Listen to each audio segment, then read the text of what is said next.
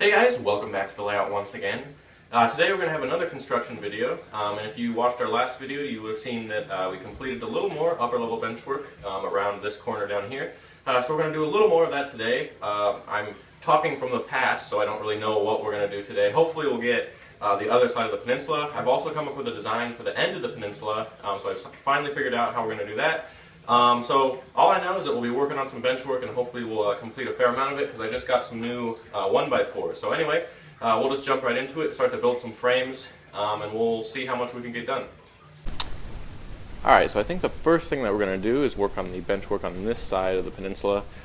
And one thing to note is that, as you can see over here, we have two frames. One's above, one's below. This lower frame is 8 feet long, while this one over here is, I can't remember, it's about 60 inches long. But what we're going to do is actually invert that over here. So instead of having the long frame closest to the wall, we'll do the long frame on this side, and we'll have the shorter frame down there. And all that is, or the reason we're doing that is just to offset the joint here to create more strength in the peninsula. So we've actually done that below too. You can see here's one joint because we have our long frame down here and our short frame right here. But if you look on the other side, we have our short frame towards the wall, and here's the joint, and then our long frame is to the right over here. So we've flipped it on either side and then flipped it again on the upper level, and that's just to create strength. So anyway, we're going to build two identical frames to like what you see on the other side, except instead of being 17 inches deep, over here the seam's only going to be 12 inches deep. And after we get those in, I'll talk a little more about our height markings and everything, because once you come around the curve on the upper level, you've basically crested Crawford Hill over here, and then it's basically just level as you move further this way. Alright, so here's this side of the peninsula. I just got a couple of frames in, as I talked about. I apologize that I didn't really show much of this in time-lapse or anything, but I lost my tripod mount from my phone, so I have to get a new one of those, and it's just kind of tough to set up the tripod. So anyway, I'm just going to kind of jump around and give you updates as we go on what we have installed, but I'll try to explain pretty well what we're going to do beforehand. So as I mentioned, I was going to get this in over here, and I have. So this, you can see the joint right here. To the left of the joint is our shorter frame, and I lied earlier, this is actually a 72-inch long frame. And I actually made the two pieces, or the two like parallel long boards. These are different lengths. And actually the frame up here is 73, down here it's 72. But up here I made this outer one a little longer, like fractions of an inch, and this one a little shorter in there. So the frame itself is actually a little skewed, but that's because this wall here, the drywall actually kind of curves in this way, so it creates pretty perfect angle up here, so that's the reason I did that. And then I just kept this all level over here. You can see this is all one height because our hill crests about when it comes around the curve here. So the end of the peninsula, coming up grade, we kind of crest the hill. And I left a couple of inches of room below track height here, just so we have some room to build scenery down below, or we just have flexibility in where we put the sub-roadbed. So anyway, that's where we're at right now. I don't really know exactly what I'm going to do right now. If you look through there, you can see I have a bunch of 2x4s. So what I think I might do is come back here into staging room, and I might build or frame up the wall support for upper level bench work in that transitional level. So all I'm going to do is lay down one 2x4 flat on the table there, kind of as the base, and then put vertical studs going up to the ceiling, and then they will attach to those rafters, so it'll be kind of integrated with the structure of the house actually. So it doesn't really get much sturdier than that. So I'll have to see. I think I'm going to work on that right now. So I'll kind of explain how I'm going to do this, because I really don't know what I'm doing yet. I got to kind of come up with a plan. So when I do, in just a second, I'll come back. We'll look at how we're going to do this, and then we'll actually install those vertical supports. All right, before I move on, I just want to explain really quick what we're doing back here. So as I mentioned, we're going to have studs that go down from the ceiling there, or they attach to the rafters really, and then come down and actually just rest on the top of the staging yard out here. So we're going to lose a little bit of space back there, but that's okay, because originally this was just going to be all staging, and now we've doubled the staging, so we're really only losing just a couple tracks, and we're actually increasing capacity by doing this. But anyway, we're kind of creating like a T here, and just like we did in the peninsula, we're the the orientation, excuse me, the orientation of our 2x4s is flat. And really that's just to save space, and we don't need all of that strength really. We've cut these to about 60 inches because that's enough to clear the rafters up there by a little bit. But it doesn't quite reach the ceiling all the way up there. That's kind of tough to see. But it's enough to fit it up there, and we'll be able to fit 2 screws up there, which is the main goal. And then down here, to allow us to attach this to the table, we're going to do a 1x4 piece underneath, kind of creating a T. We'll do the outside face is going to be flush, so really we don't need all this 1x4, but I just need to recycle some pieces. So we're going to use this overhang on the outside. We'll screw down into the staging yard structure down here, and that'll secure the bottom of this 2x4 to the rest of our staging yard. And then the top will be secured up there. Of course, if you were wondering, you have to attach this plate underneath from the other side initially. So we're going to build these T-sections and then bring them in, and then we'll screw down here, and the studs should be secured. Okay, so I just got most of the vertical studs in back here. I apologize for the mess again, because I'm kind of moving stuff around, but as you can see, these vertical pieces just go straight up to the, I guess, kind of the rafters up there. So I kind of explained it beforehand, and you can see on this side we've put in, well, this is a better example, it's better lit. 2 screws up there, and then our base plate, 2 screws down into the board. It's kind of faint, but we did draw a red line so we could line all these up. So they should be all level, kind of like vertical and parallel to each other. And then I did add one down here because the next thing that we need to do is add this curve, and I'll talk about that in a second. There are also a couple of modifications I had to do. Like on this one, I put a plate on the top there so I could screw in from this side instead of having to go from the other side. I also did that here because we have this pipe in the way, so if I tried to, it'd be impossible to screw in from this way. So I put a plate, another little 1x4 piece on the top there. You can't really see it, but then I screwed in from this way. You'll also see that they're not all evenly spaced. I had to like skip a few places or put them closer together or further apart because of all the piping and stuff that we have up here in the ductwork. So anyway, this is where we're at right now. Back here, we're going to start to work on the upper level bench work for the staging and transition level in just a second, but I want to talk a little bit about what we're going to do to connect our subroadbed to where we left off over there. So over here on the outside of the staging room, I'll step back so you can kind of see where we are. So this is, our yards over there, and there was that subroadbed that I was talking about. So you can see I've kind of come over here and marked in where we're going to have to cut our opening because we have a big curve section, kind of like what we have down here, a 26-inch radius curve. And we're going to have to put that through the wall here. So I've determined that this needs to be 49 inches over here. This is the center of the stud there. So this is kind of like the outside of the stud. I'm just going to cut kind of a square out that way. Because if you can imagine, since the curved piece is going through there, it's kind of going to be at like a shallow angle to the wall. So the hole's going to need to be relatively large. But I'm going to kind of hack out some drywall. We'll try to fit our curved piece through there.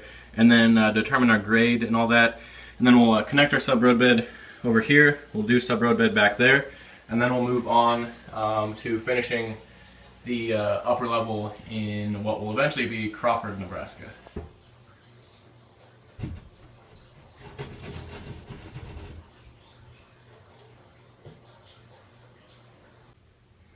Okay, so here's our curve section that heads through staging and then pops out on the outside there. So you saw that come through the wall.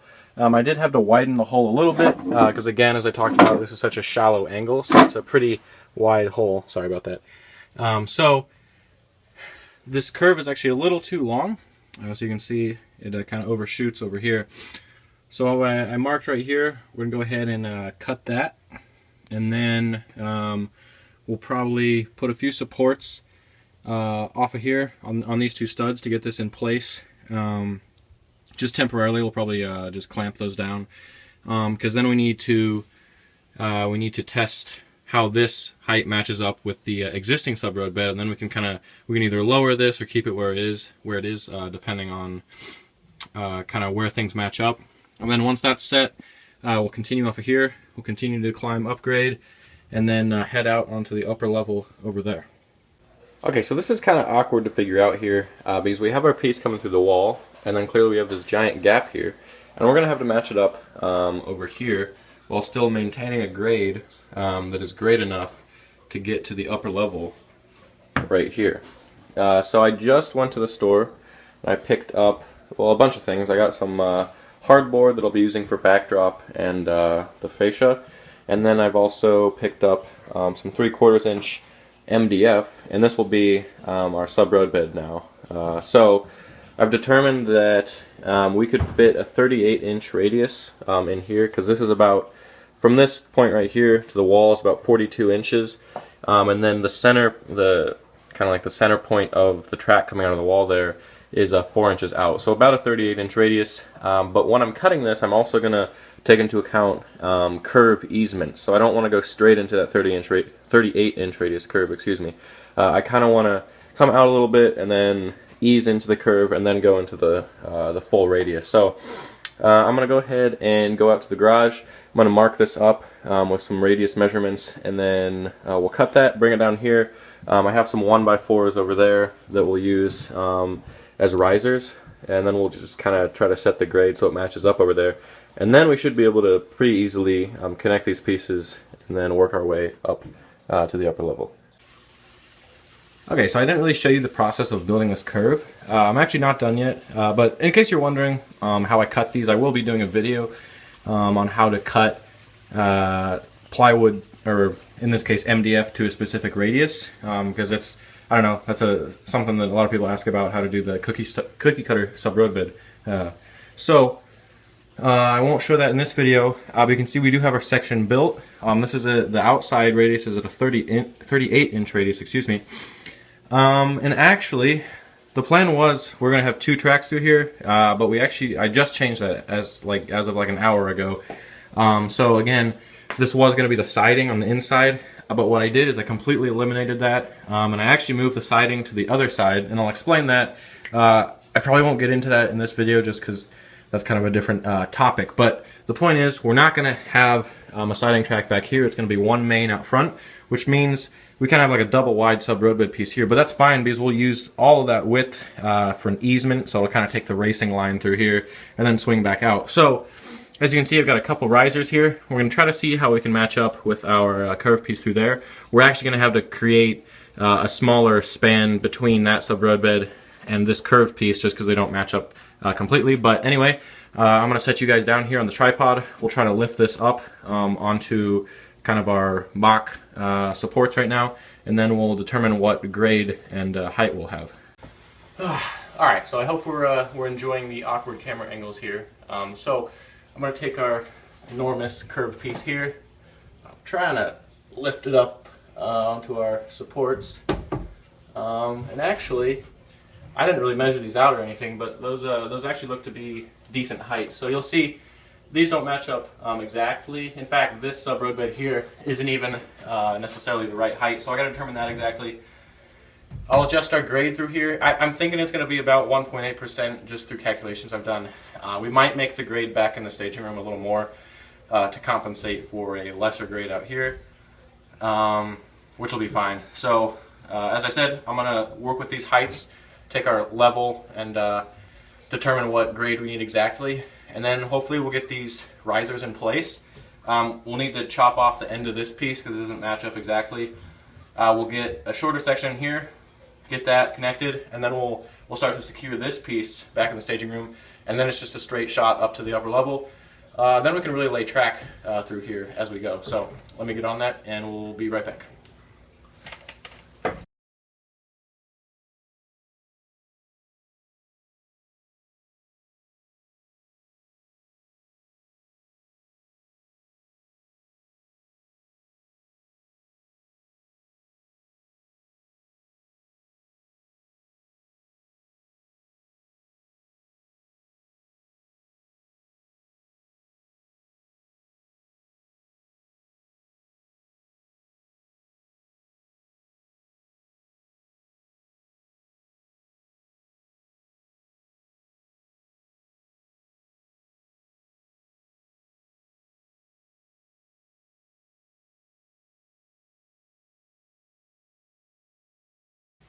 All right, so now that we have our like big curved section just outside this wall, we now need to start to work with the sub-road bed back here. So you can see I've just kind of got our curve propped up with a clamp vise thing there.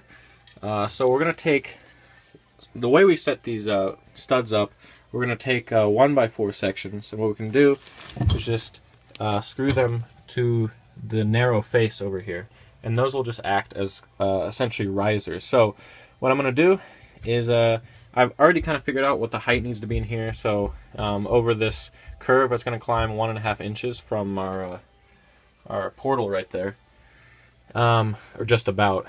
So I'm going to put this riser underneath here. I'll screw it in, and then we'll screw our sub-road bed to it. And then we should be good. We'll just keep moving along with our sub-road bed back here, just like we're going to do right here.